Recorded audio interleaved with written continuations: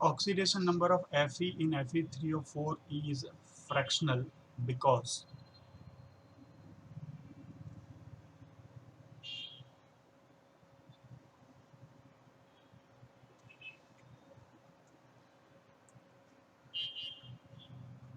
Fe3O4 oxygen का -2, 4 oxygen का हो जाएगा -8, तो 3 ऑक्सीजन का हो जाएगा +8 और 1 ऑक्सीजन का हो जाएगा +8/3। ठीक है, लेकिन एक्चुअली ये जो Fe3O4 है, it's a mixed oxide of FeO and Fe2O3, जिसमें इंडिविजुअली चेक करेंगे तो Fe का चार्ज आएगा +2 और यहाँ पर Fe का चार्ज आएगा +3। So this is how it will be the option C.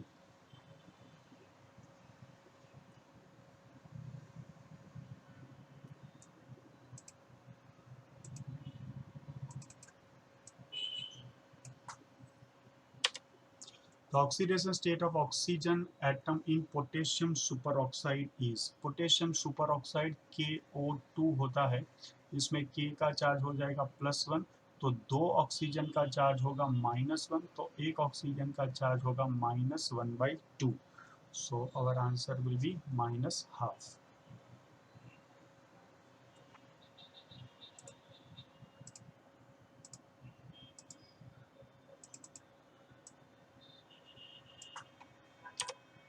Oxidation state of tungsten, tungsten माने W, this in Na2W4O13 10H2O, Na2W4O13 10H2O में ये 10H2O का कोई रोल नहीं होता है, तो actually we will focus on to Na2W4O13 only. Now let's focus on to एक Na का +1 तो 2 Na का हो जाएगा +2, एक ऑक्सीजन का -2 तो 13 ऑक्सीजन का हो जाएगा -26, सॉरी -26, तो +2 एंड -26 मिलाकर हो जाएगा -24, तो 4 टंगस्टन जो है उनका चार्ज होगा +24, तो एक टंगस्टन का चार्ज हो जाएगा +6।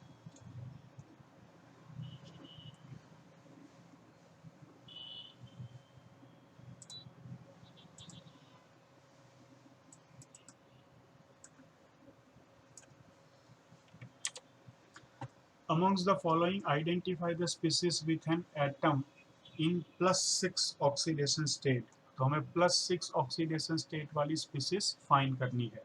Okay, let's check one by one. MnO4 minus, तो इसमें एक ऑक्सीजन का -2, 4 ऑक्सीजन का -8, ओवरऑल चार्ज -1, तो मैंगनीज का चार्ज इसमें हो जाएगा +7। ऑप्शन बी CrCN 6 टाइम्स -3, एक साइनाइड का चार्ज -1 होता है, तो 6 साइनाइड का चार्ज होगा -6, -3 -6, तो क्रोमियम का चार्ज इसमें हो जाएगा +3। ऑप्शन सी NiF6-2, एक फ्लोरीन का चार्ज -1, तो 6 फ्लोरीन का चार्ज हो जाएगा -6, -2 -6, तो निकल का चार्ज हो जाएगा +4। एंड ऑप्शन डी CrO2Cl2, एक क्लोरीन का -1, दो क्लोरीन का -2, एक ऑक्सीजन का -2, दो ऑक्सीजन का -4, -4 -2 मिलाकर -6, ओवरऑल चार्ज 0, तो क्रोमियम का चार्ज होगा +6। ठीक है, इसे क्रोमाइल क्लोराइड कहते हैं, chromyl chloride, brown red colour की गैस होती है।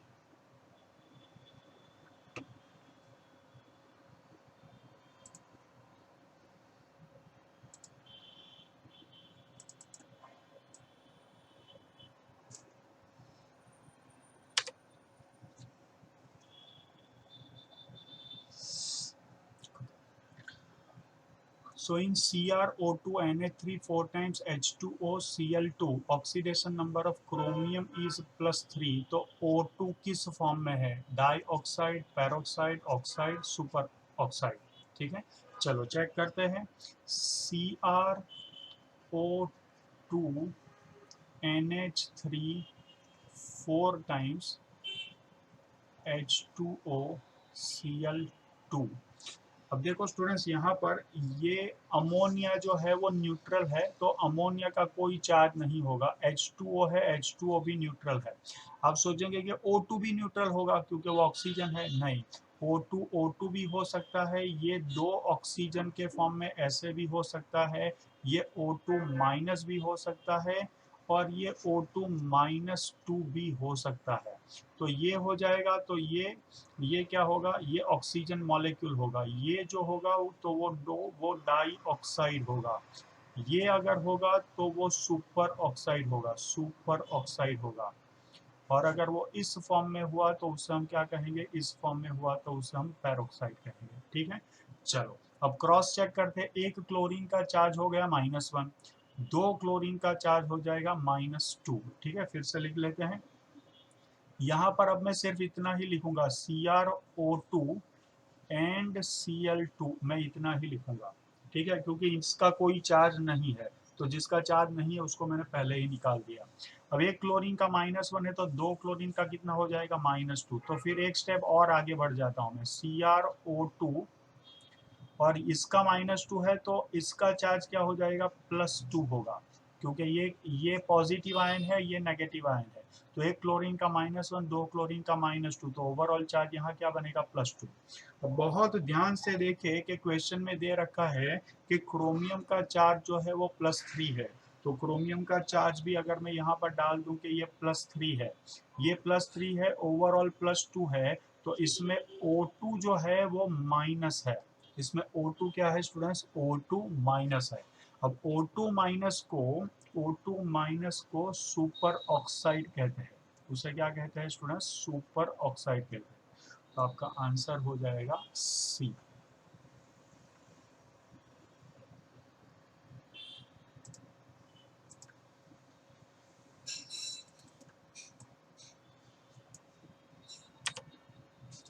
N example of redox reaction, माना ऑक्सीडेशन होना चाहिए, रिडक्शन होना चाहिए। ठीक है, चलो देख लो, यहाँ CuSO4 है, तो SO4 का चार्ज -2 है, तो कॉपर का चार्ज +2 है, Fe का 0 है। SO4 का -2 है, तो Fe का +2 है, कॉपर का चार्ज 0 है। तो यही रेडॉक्स हो गई। चेक करो, Fe 0 से +2 इंक्रीज हो रहा है ऑक्सीडेशन, कॉपर +2 से 0 डिक्रीज हो रहा है रिडक्शन। चलो, इसमें कैल्शियम का +2 है, यहाँ पर भी कैल्शियम का +2 है, क्लोरीन का -1, क्लोरीन का -1, तो ये रेडॉक्स नहीं है। इसमें भी कैल्शियम का +2, यहाँ पर भी +2, ये भी नहीं है। और ये तो डिकम्पोजिशन रिएक्शन है, ये भी नहीं है।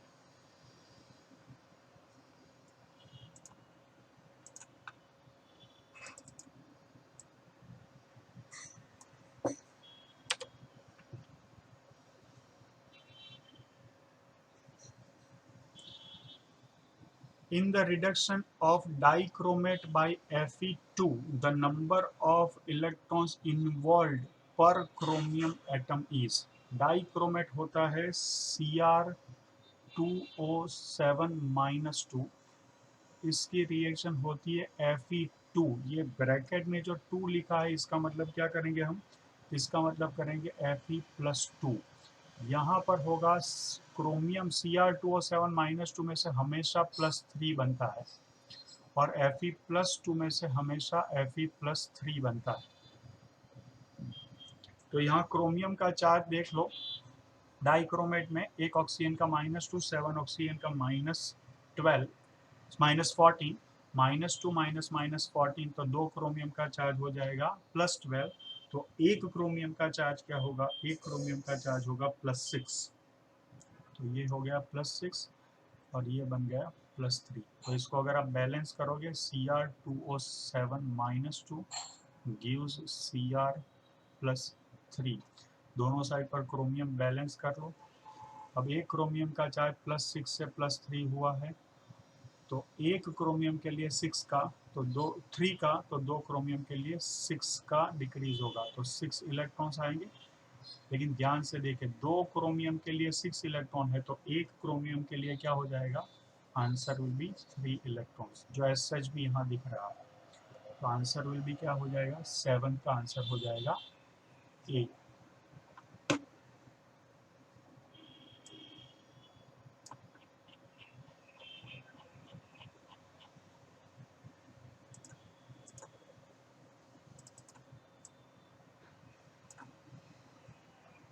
Next question, consider the following statement in the reaction. KiO3 plus 5 Ki plus 6 HCl gives 3I2 plus 6 KCl plus 3 H2O. It's an example of comproportionation. कैसे समझ लेते हैं स्टूडेंट्स, इस KiO3 में आयोडीन का चार्ज +5 है, ये Ki में आयोडीन का चार्ज -1 है और ये I2 में आयोडीन का चार्ज 0 है। दो डिफरेंट स्पीसीज में सेम एलिमेंट रिड्यूस भी हो रहा है, ऑक्सीडाइज भी हो रहा है, and we are getting same product. तो इस प्रोसेस को कॉम्प्रपोर्शनेशन कहते हैं।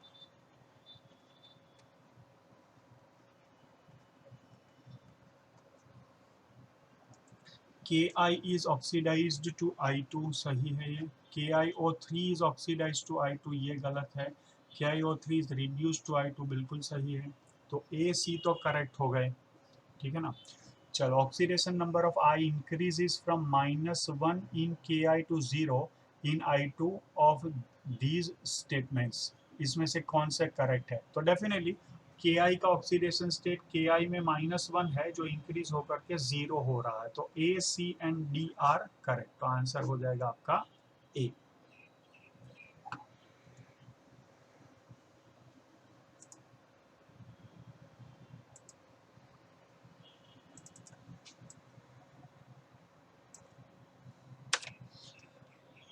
Okay, match list 1 compounds with list 2 oxidation state of nitrogen and select the correct answer using the course given below. Na N3 है, उसमें N3 माइनस है, तो 3 nitrogen का चार्ज -1, तो एक नाइट्रोजन का चार्ज हो जाएगा -1/3। हाइड्रोजन का चार्ज +1, तो 4 हाइड्रोजन का +4, 2 नाइट्रोजन का -4, तो एक नाइट्रोजन का हो जाएगा -2।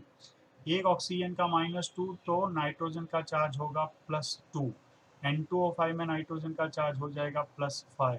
तो यहाँ आएगा A, यहाँ आएगा B, यहाँ आएगा D और यहाँ पर C। तो आपका कोड बनेगा CDBA। CDBA, A will be the answer.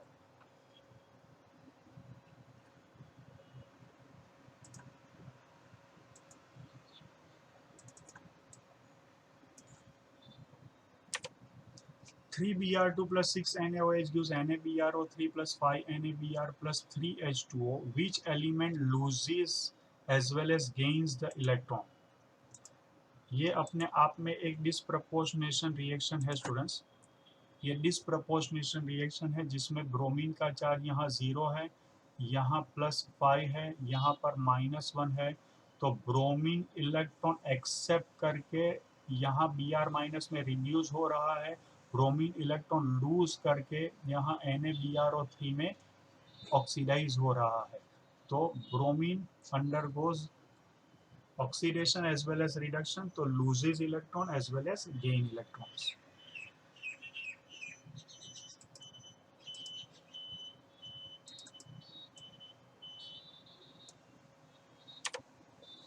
Oxidation number of sulfur in H2S2O7, H2S2O7, 2 hydrogen का चार्ज +2, 7 ऑक्सीजन का चार्ज -14, दोनों को मिलाओगे तो हो जाएगा -12।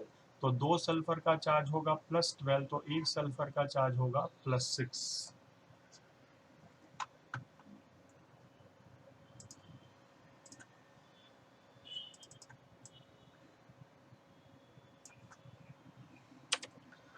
Oxidation number of sulfur in H2SO5 is +6, +6. This is observed because, तो सबसे पहले तो ये जान लो कि H2SO5 जो है उसमें 5 ऑक्सीजन ऑक्साइड नहीं है। इससे पहले तो कहते हैं कैरोज एसिड या तो peroxy sulphuric acid, peroxy sulphuric acid, ठीक है। चलो, परोक्सी सल्फ्यूरिक एसिड। तो स्ट्रक्चर जान लेंगे तो काम बहुत आसान हो जाएगा। S double bond O, S double bond O, ये हो गया OH, ये हो गया O, OH, 2 hydrogen 1 sulphur 5 oxygen.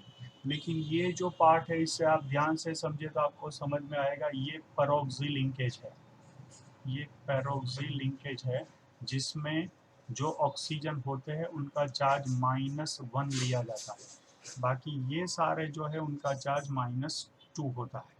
Now let's check, there are 5 oxygen atoms in the molecule, the hydrogen atom is directly linked to non-metal, there is peroxy linkage in the molecule, ये हमारा सही answer हो जाएगा।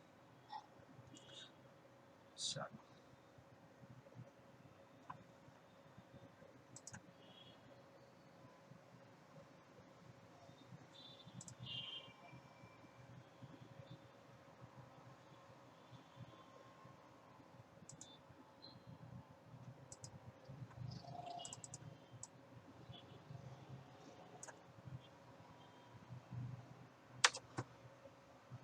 the oxidation number of sulfur in Na2S4O6 is, तो Na2S4O6 का भी structure जानना बहुत ज़रूरी है। Na2S4O6, ठीक है ना, तो इसका स्ट्रक्चर बनता है कुछ ऐसे, SO- और साथ में ये हो जाएगा Na+, ठीक है।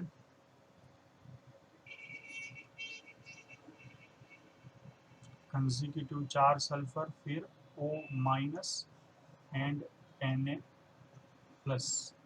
Na+, अब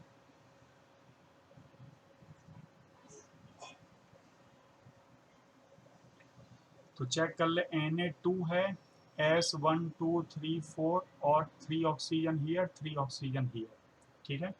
अब यहाँ ध्यान से देखें, यहाँ पर डिफरेंस इन इलेक्ट्रोनेगेटिविटी के बेसिस पर ऑक्सीडेशन स्टेट निकालेंगे। डिफरेंस इन इलेक्ट्रोनेगेटिविटी,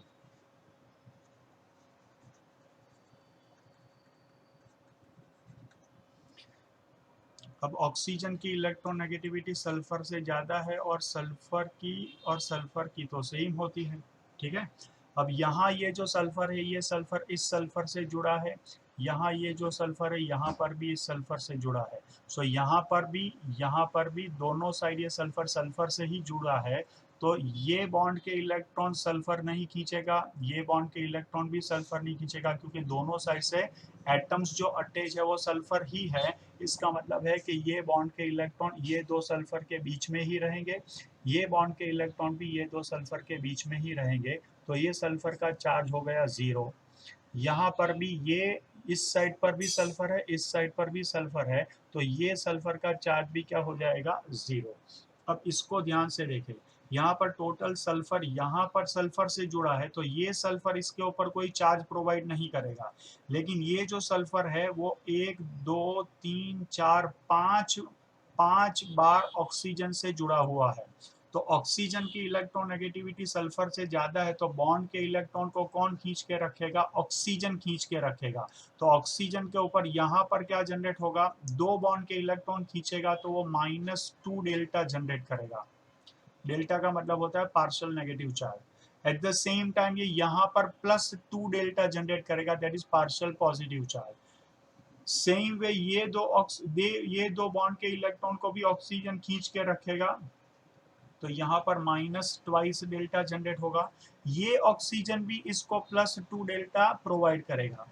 ये ऑक्सीजन जो है वो भी ये बॉन्ड के इलेक्ट्रॉन को अपनी ओर खींचेगा, तो ये ऑक्सीजन भी ये सल्फर के ऊपर प्लस डेल्टा जनरेट करेगा। माने +2 डेल्टा इस ऑक्सीजन से, +2 डेल्टा इस ऑक्सीजन से और +1 डेल्टा इस ऑक्सीजन से, तो ऑल टुगेदर इसके ऊपर +5 डेल्टा, माने +5 ऑक्सीडेशन स्टेट जनरेट होगा इसके ऊपर, और इसके ऊपर भी +5 ऑक्सीडेशन जनरेट होगा। तो इसमें दो तरह के सल्फर है, एक ऐसा कि जिसका दो ऐसे सल्फर जिसका चार्ज 0 है, और दो ऐसे सल्फर जिनका चार्ज +5 है। तो आपका आंसर बनेगा G. This will be more clear जब हम पीरियोडिक टेबल में इलेक्ट्रोनेगेटिविटी का कंसेप्ट डिटेल में पढ़ेंगे।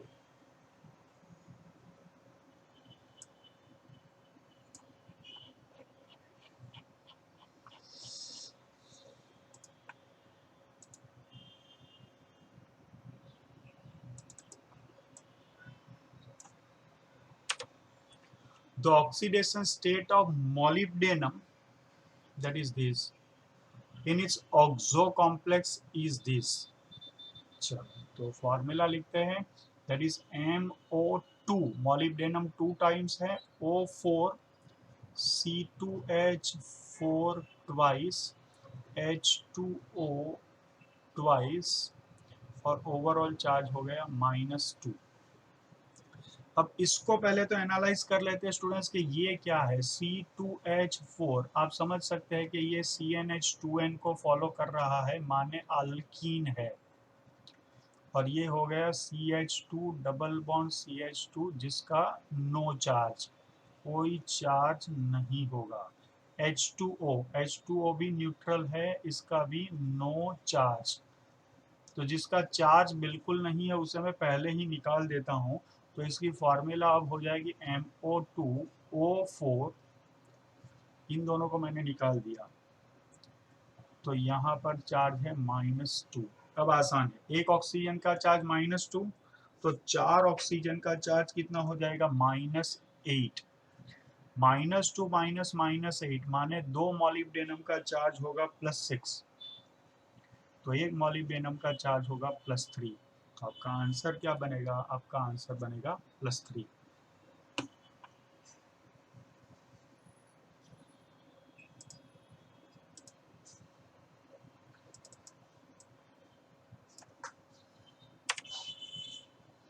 Which element will have the maximum oxidation number in K2Cr2O7 and KMnO4? चलो, K2Cr2O7 and KMnO4। तो ऑक्सीजन का चार्ज तो ऑब्वियसली इसमें -2 है, पोटेशियम का चार्ज +1 है, ऑक्सीजन का चार्ज -2 है, पोटेशियम का चार्ज +1 है।